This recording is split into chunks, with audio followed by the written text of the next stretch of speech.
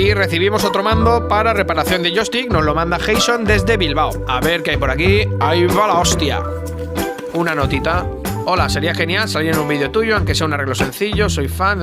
Muchas gracias, Jason. Claro que sí, a mí me gusta también. Así que, como me comentas, vamos a ver ese joystick que te está fallando. Y lo primero de todo, por supuesto, vamos a quitarle los tornillos para poder abrirlo con cuidado, porque este va modificado con las palancas traseras y tiene los cables. Después voy a desoldar los motores de vibración y después te voy a revisar ambos joysticks, aunque sé que uno de ellos está fallando por completo. Así que vamos a sustituirlo. Voy a retirarlo de aquí y luego le sueldo uno nuevo. Ahora ya está listo para echarse la partidita. Así que, Jason, muchas gracias por la nota, un placer y un saludo a todos.